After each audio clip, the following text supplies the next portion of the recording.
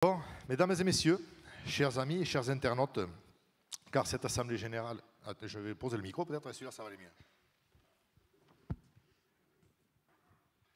Car cette assemblée générale, du moins la partie statutaire, est diffusée en live sur les réseaux. Cette assemblée générale, dans ces belles arènes de Pontonx, est un événement auquel j'attache avec mon équipe une importance capitale. En effet, ce rendez-vous annuel, au-delà de l'aspect statutaire, ce doit être un moment de communion avec nos partenaires, mais surtout avec nos chasseresses et chasseurs landais. L'an dernier, avec la présence de notre président national, nous avions placé la barre très haute. Mais rassurez-vous, vous n'êtes pas au bout de nos surprises. Car l'innovation et la valorisation de notre culture, de notre passion, restent pour nous une priorité. Pour autant, de nombreux dossiers nous animent, de par la diversité synergétique de ce département qui nous maintient actifs sur tous les fronts. À commencer par notre dossier habituel, les dégâts de grand gibier, qui cette année, après un printemps difficile en termes de pluviométrie sur les semis, nous a ramenés très proches de la correctionnelle, ou plutôt d'une contribution territoriale réglementaire et obligatoire. Je vous l'ai expliqué lors des réunions de secteur. Dès lors que l'on dépasse les 500 000 € d'indemnisation, la contribution automatique de 30% s'enclenche comme prévu dans l'accord national État, FNCA et FNC. Pour la 5e année consécutive, Serge l'a dit, notre département y échappe. Parlant d'engagement, celui de l'État concernant les 20 millions d'euros d'aide nationale prévus en 2024, bien eu égard à une soustraction budgétaire, seulement 15 millions ont été versés, d'où 37 000 € de moins pour notre département. On nous annonce également une restriction de 5 millions d'euros pour 2025 sur les 10 millions budgétisés. Et qu'adviendra-t-il pour 2026 et au-delà? Monsieur le directeur de cabinet, je m'adresse à vous puisque Madame la préfète est partie, chers élus, il est urgent de réformer cette loi d'indemnisation, car les chasseurs seuls ne feront plus face à court terme. Sachant qu'à la signature de ce plan d'aide, le président de la République s'était engagé sur cette réforme avant la fin de son mandat. Pour comparer, c'est comme si l'on demandait à des sapeurs-pompiers de payer les dégâts d'un incendie qu'ils venaient de juste d'éteindre. C'est exactement la même chose. Et puis, ce n'est pas en perdant 14 000 chasseurs par an en France, 14 000, c'est l'équivalent de notre département, dont 440 dans les Landes, que l'on pourra assumer seul ce dossier pour très longtemps. En attendant, et comme je l'ai martelé dans les réunions de secteur, nous devons rester plus que jamais mobilisés en adoptant tous les moyens, et j'insiste, tous les moyens de régulation mis à votre disposition, si nous ne voulons pas revivre la situation de 2019. Ne l'oublions pas, c'était une catastrophe pour notre département.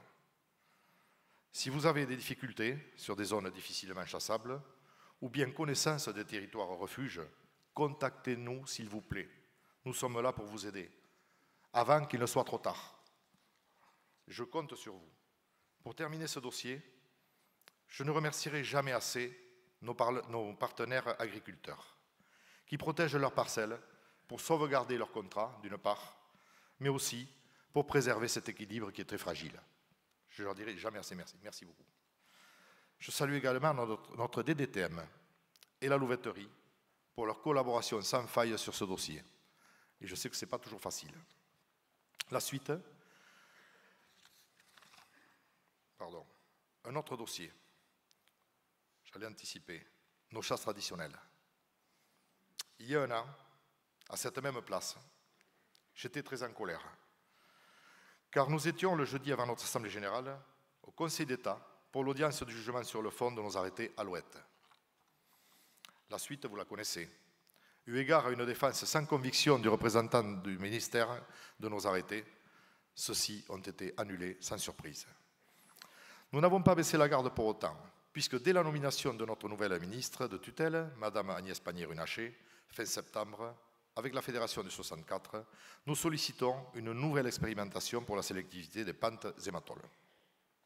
Un véritable parcours du combattant où, dans l'urgence, il a fallu convaincre le ministère, d'une part, mais d'autre part, nos tendeurs. Pour ce qui est du ministère, la Fédération nationale des chasseurs et nos parlementaires ont vraiment fait pression à nos côtés pour que cet arrêté arrive en préfecture au plus vite. Je dois vous avouer une petite déception concernant nos tendeurs, puisque seulement 15 installations aux pentes et une au Matol se sont engagées à nos côtés, alors que quelques semaines avant, lors d'une réunion au Nesselahari, je ne vais pas faire un vers, mais c'était l'euphorie. Tout comme à notre enquête quelques jours avant, où nous avions une cinquantaine d'inscrits. Je dois reconnaître, malgré tout, que les conditions n'étaient pas réunies. Les récoltes tardives ne libérant pas les terrains, mais aussi certains d'entre eux étaient inondés. Bref, après avoir mis cette expérimentation sur les rails, voilà que nos amis de Envoys et de la LPO attaquaient les arrêtés préfectoraux des Pyrénées-Atlantiques et des Landes, le 7 octobre, devant le tribunal administratif de Pau, comme en 2023. Rien de surprenant, me direz-vous. Comme en 2023, grâce à une stratégie de défense où il est incontournable d'associer le volet technique au volet juridique, et là je remercie nos directeurs respectifs qui se sont fait plaisir à cette audience, nous avons obtenu gain de cause pour la seconde fois consécutive, et mieux que ça, nous avons fait condamner nos adversaires à 2 500 € de frais de justice à payer à chaque fédération. Ça fait du bien au moral des troupes, je peux vous le dire. Même si nous attendons les jugements sur le fond sans connaissance des échéances, et j'en profite pour demander à notre administration une extrême vigilance sur ce dossier, car nos amis des Ardennes ont subi une véritable déconvenue dernièrement. Pourquoi? Car la date d'audience sur le fond pour les temps de Rio Vano ne leur a pas été communiquée dans les temps par leur DDT, rendant leur défense impossible. Il n'y a rien de plus frustrant.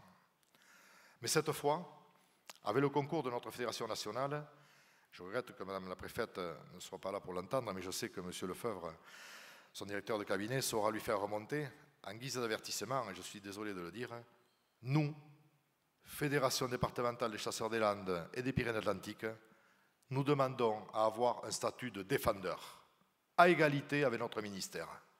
Car s'il faut évidemment connaître le droit et les règlements, sur les questions de chasse, eh bien, il faut aussi connaître les bases techniques et biologiques qui sont indispensables. Nos expériences paloises nous l'ont démontré. Comme dirait l'autre, ça passe ou ça casse. Eh bien, croyez-moi, on va tout faire pour que ça passe. Toujours sur le dossier des chasses traditionnelles. J'en viens à la chasse à la palombe au filet. Comme si nous manquions de dossiers foireux, le 12 février dernier, on apprend que la Commission européenne assigne devant la Cour de justice de l'Union européenne, après un secousse de massue sur la tête, eh bien, dès le lendemain à Vérégis, nous sollicitons tous nos parlementaires afin de déterminer et de comprendre la faille qui nous amène à cette situation. Car l'État français avait reçu dès 2019 un avis motivé.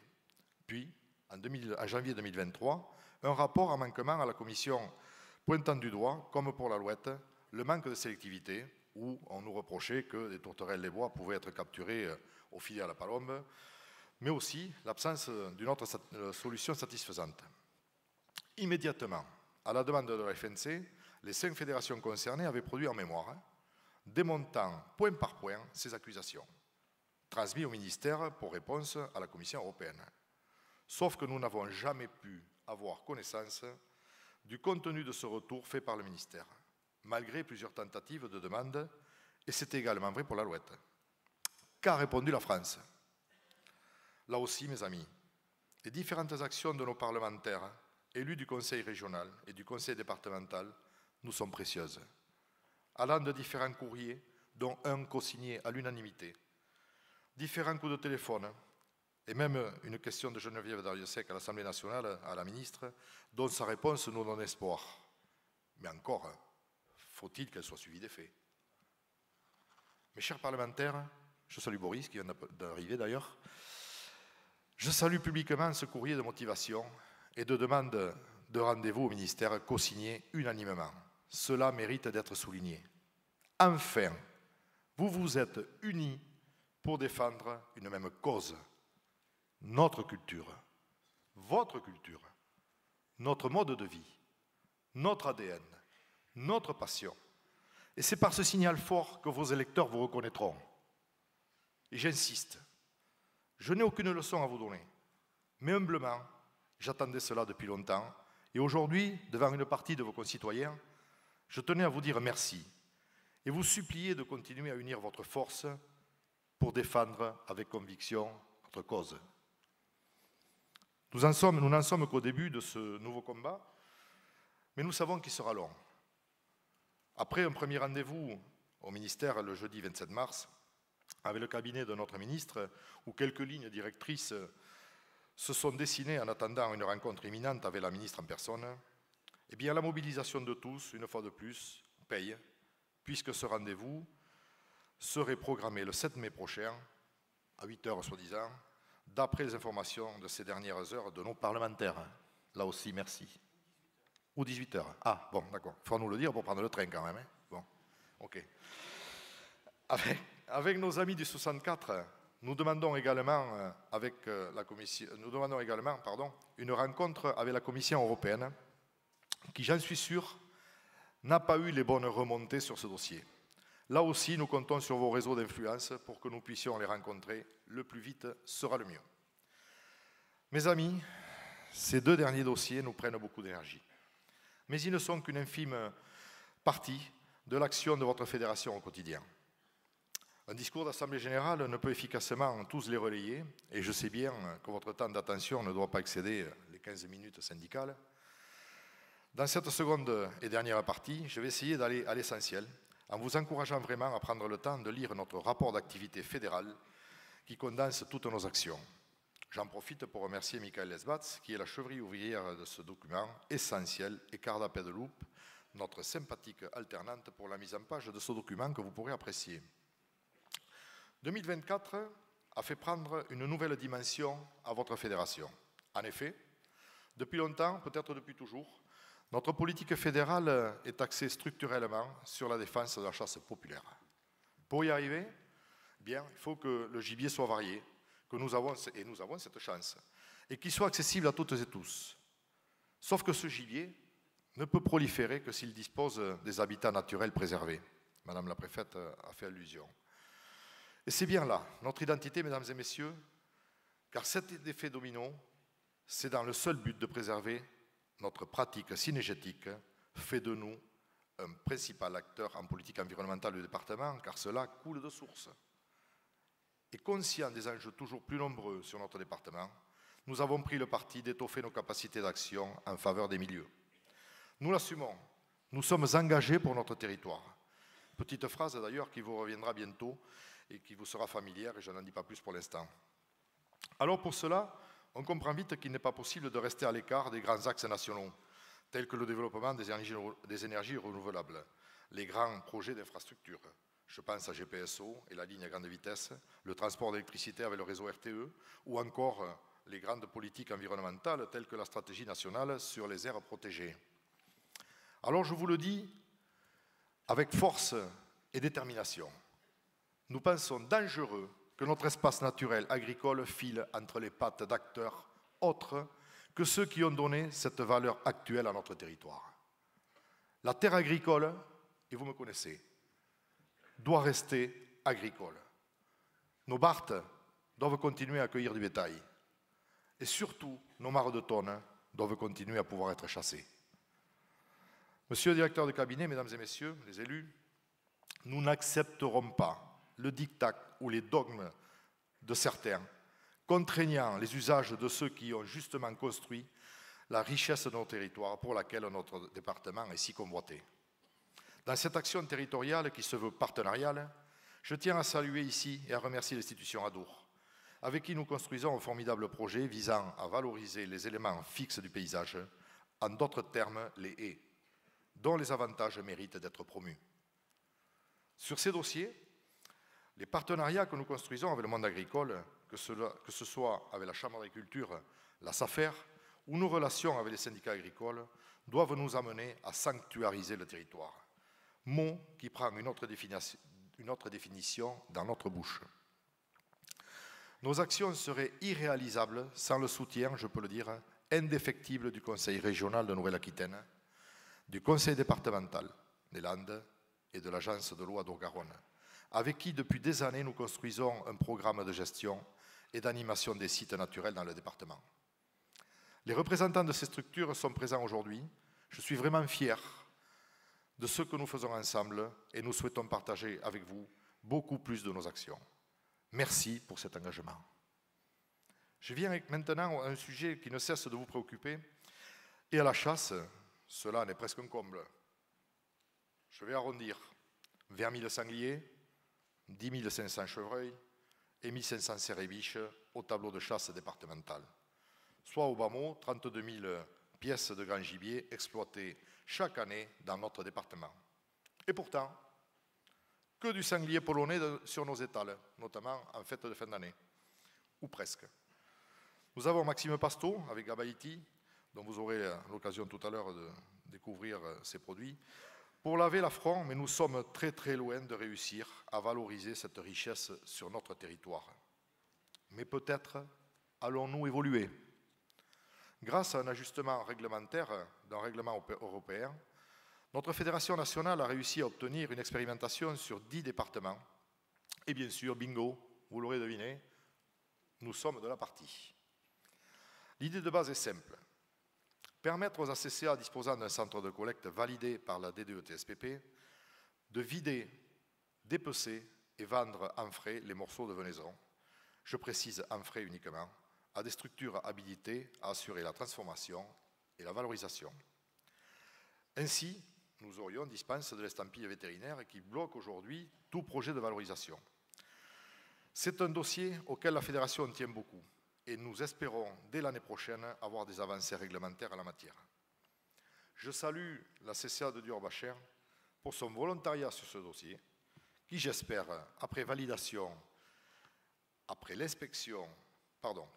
aura la validation après l'inspection de la DDE-TSPP des Landes mardi prochain. Monsieur Nolin, je vous salue. Nous serons ainsi le second département opérationnel pour cette expérimentation sur les 10 engagés. Et je n'en suis pas peu fier. Je sais pouvoir compter sur la DDE-TSPP des Landes pour son accompagnement dans ce projet innovant et porteur pour notre département. Mes amis, tellement de sujets mériteraient un chapitre ici, mais j'ai fait le choix d'avoir priorisé. Et dans cette idée, pour terminer mon rapport, ces lignes sont pour vous, vous les bénévoles du quotidien, vous qui, sans votre passion, bien de nos actions seraient simplement impossibles. La dernière en date, j'aime la nature propre, où notre réseau a encore formidablement bien fonctionné, monsieur le maire le disait tout à l'heure, plus de 140 mètres cubes de déchets ont été retirés de la nature dans ce département. Qui dit mieux? Pour ces raisons, je souhaite une fédération dynamique, moderne, à votre contact et en toute transparence. Avec mon équipe, nous sommes vraiment ravis de vous retrouver à tous nos conseils d'administration où 3 présidents différents prennent part à nos débats, nos choix, nos désaccords aussi, mais en toute démocratie. Un compte rendu synthétique, évidemment, est publié juste après afin que vous puissiez rentrer dans le fonctionnement de la fédération. Car je n'oublie pas que la fédération, c'est vous. J'en parlais précédemment, nous sommes dans une société rapide, instantanée, mais dont les valeurs peuvent être préservées. Ce serait une erreur stratégique de nous cantonner dans une image vieillotte. Et c'est pour cette raison qu'après 15 années d'existence, l'image des chasseurs des Landes va faire peau neuve. Dossier bien moins simple qu'il n'y paraît, n'est-ce pas mon directeur? Dans les prochaines semaines, vous verrez naître une toute nouvelle identité graphique où si les termes statutaires ne bougent pas, le long titre, où il faut le dire un peu désuet, Fédération départementale des chasseurs des Landes, dont plusieurs déclinaisons se transforment en chasseurs des Landes, dont plusieurs déclinaisons possibles avec FDC 40, stylisé, et ce que l'on appelle une cartouche, eh bien, engagé pour le territoire, c'est ce que je vous disais précédemment, engagé pour le territoire, c'est quelque chose qui nous tient à cœur, essence même de notre existence. Avec un peu de chance, vous avez à l'écran un aperçu presque à la sauce hollywoodienne d'une partie de la future entité. Alors là, je laisse la technique œuvrer. Ça ne va pas tarder.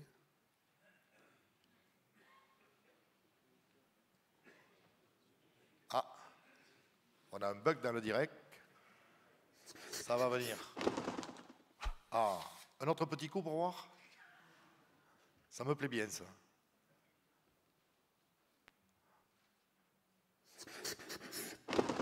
Ah, il manque l'image.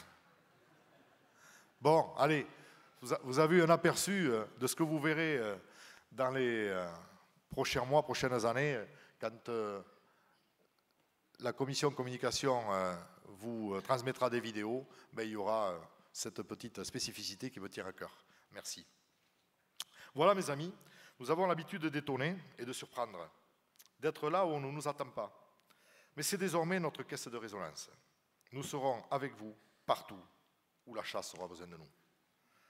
J'en ai maintenant terminé et je vous avoue éprouver beaucoup de plaisir à partager ces moments avec vous. Sans plus attendre, je vous propose de refaire un morceau d'histoire, de notre histoire, beaucoup moins festive. Vous l'avez vu dans les annonces, nous avions à la Fédération un projet qui nous tenait à cœur.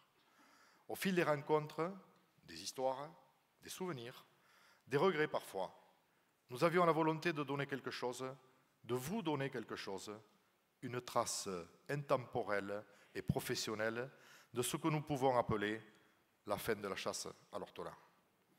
Je rassure immédiatement les élus et les représentants de l'État, il n'est nullement question de repartir à la quête du Graal, nous savons que c'est terminé, du moins pour l'instant.